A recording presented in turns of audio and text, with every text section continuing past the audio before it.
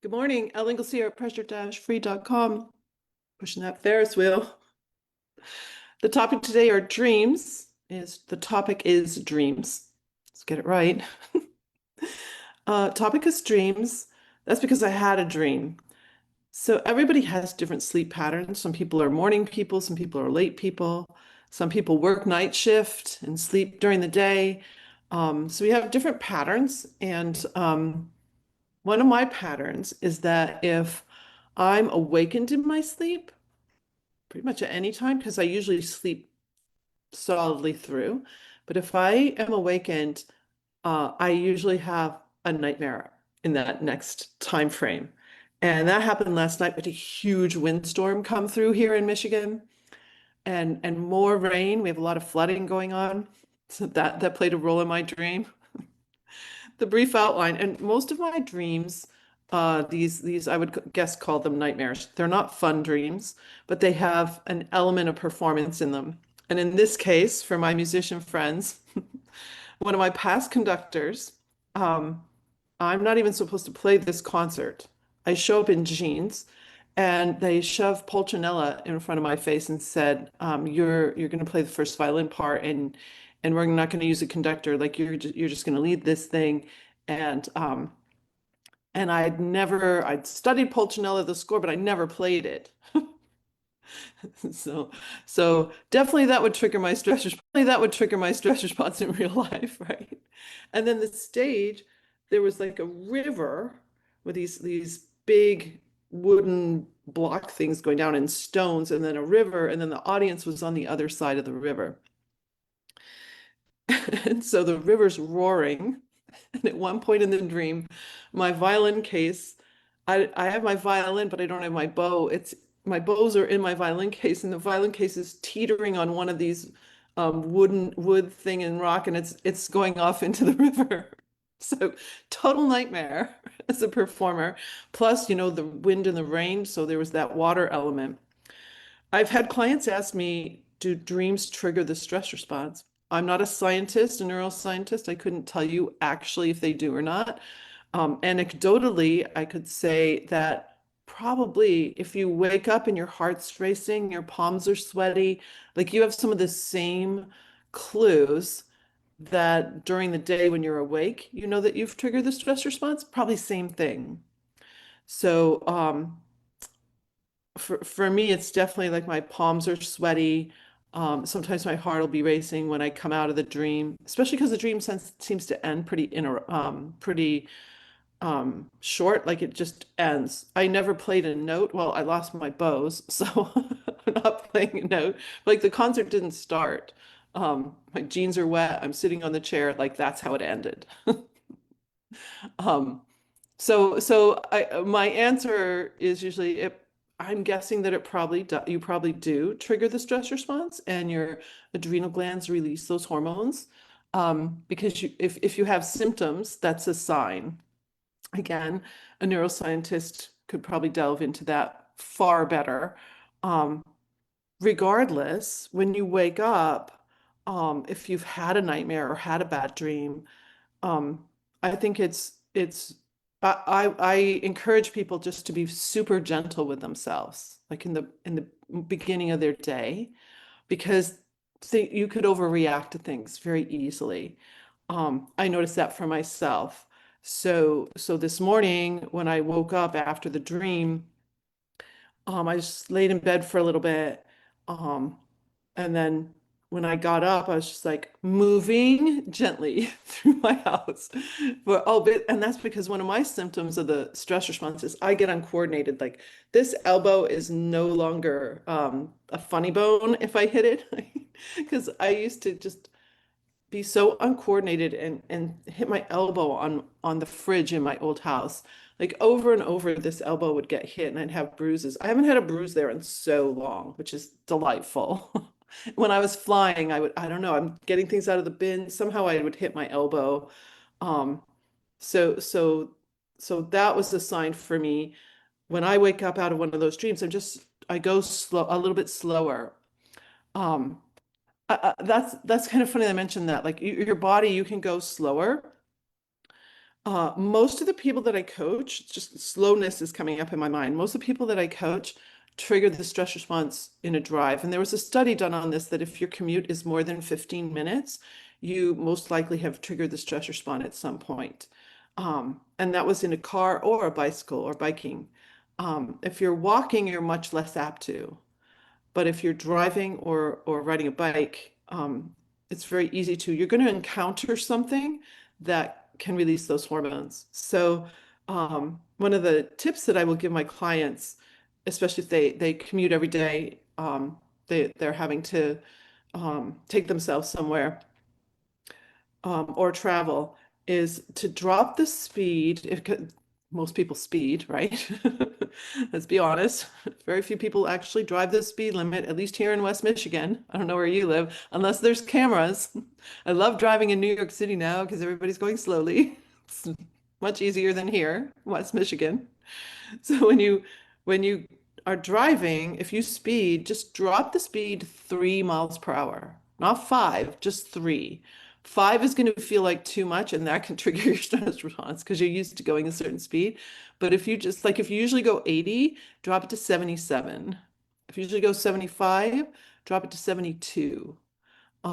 Just that little change actually settles you a little, and you'll be much less prone to triggering the stress response. So this morning, having had the bad dream, I'm just moving a little more slowly, and I'm also just kind of got loose hairs. Look at that. They shine. I can't get it. See, I get distracted by things like that. I don't know if you don't care. Um,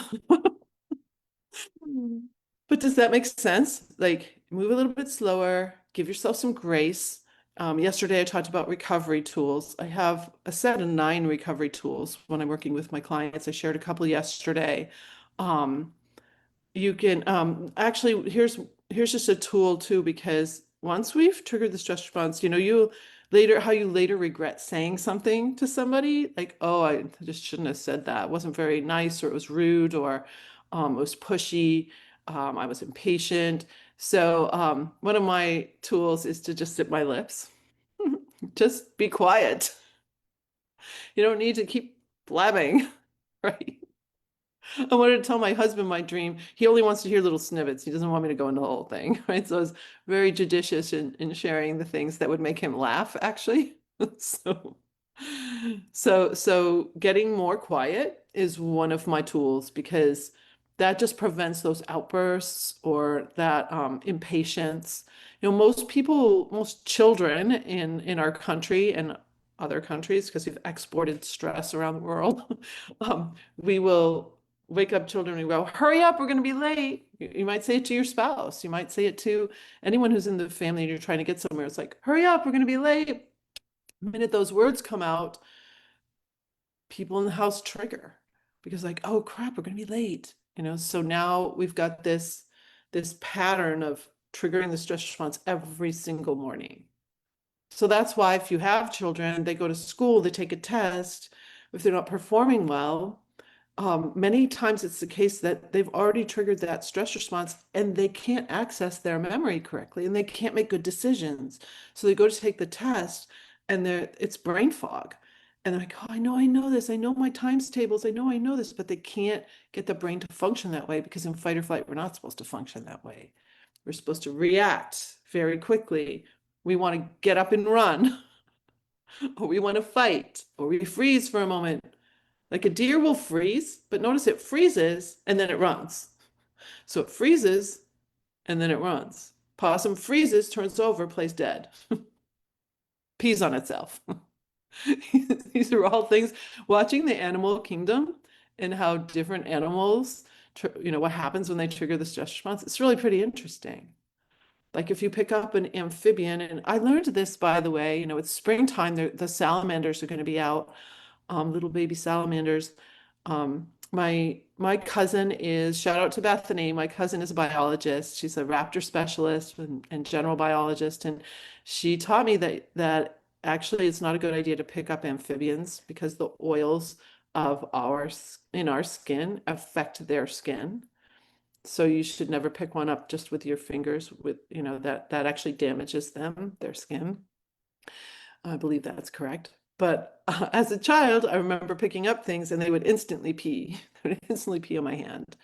That's why some people, the moment they go into fight or flight, it's like, oh, I have to go to the bathroom. Either way, like it's an instant reaction, um, stress response wise. And that's because it's a protector. It's kind of interesting, isn't it? So I pay attention to the natural world, to how animals react in situations. I also do this thing where I just like super open up the front of my body when I walk in the forest so that I can get close to animals. I got really, really close to a robin yesterday on my walk, like just a couple feet. It didn't go away and actually stayed near me. I just stood there for a while, just kind of being with it. But if you're tense in the front, that tension is a repellent both to humans and to animals. So back to the dreams, and I want to end on this note about sleep and dreams. We can have a lot of judgment around sleep.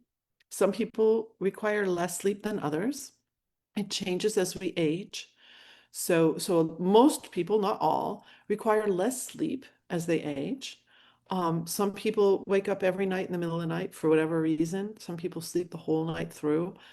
What I suggest to my clients is to be less worried about what's happening in their sleep. So if you wear a wearable that tells you about your sleep, that can cause as much stress as not because it's giving you information. If you can remain neutral about the information, great. But most people can't. They see that they didn't get a good night's sleep, and so that's a stressor as they move through their day. Wow, I didn't get enough sleep. And our brain is rigged in fight or flight to justify and rationalize very quickly. It wants to, but our rational brain is shut down. So we'll make um, irrational connections. We'll say, well, oh, I can't work on this report because I didn't get a good enough sleep. Like we'll just come up with all these justifications and rationalizations for things that in many cases are not true. They're not truly logical because this whole cortex and hippocampus is affected by those stress hormones. So reversing that all out is super cool because now you'll just be much more able to cognitively function and really think rationally, um, and less. I'm just gonna throw this out here, like less ego brain. The ego brain is, I think, super attached to fight or flight, and your free flowing way of being, the pressure free way of being, that just doesn't come up so much. It's like you just get to be you in a really beautiful way. I have clients who will say that to me. They're like, "Elle, thank you so much for helping me find the real me, not the stressed out me, but the real me." And yeah, it takes some time. It takes some patience. I'm concluding the intro session of my intro course with a client right now, and they're still working on going that whole day. That's the breakthrough in pressure free. It usually takes 6 to 8 weeks with my clients, but you go the whole day and you don't trigger the stress response. That night when you sleep, you can much more easily get into a deep delta wave sleep. Then in the morning, you feel an energy. Your body is actually renewed and rejuvenated and healed. Um, I look at myself, it's like skin being the largest organ. Like I used to have little red bumps on the back of my arms. There's nothing. Like I have never had skin like this. And my husband's known me since I was 18. He can confirm it. Like never had skin this healthy ever. Um, and so that to me is a barometer too of my health, is how healthy is my skin. I still have a habit of picking my cuticles. Does anybody have that habit? And I notice it because I'm like, okay, so what's going on in my brain? What am I working on? And it's my clue. It's one of my clues that, oh, I'm something's bothering me a little bit, or I'm a little annoyed of something. So this was a lot today. I hope it was helpful to you. If you need additional help, we want to have a conversation with me, just DM me here, or you can go to lingalls.com and you'll see my button for my calendar. Just press that and we can find a time to talk. I wish you a great pressure-free day.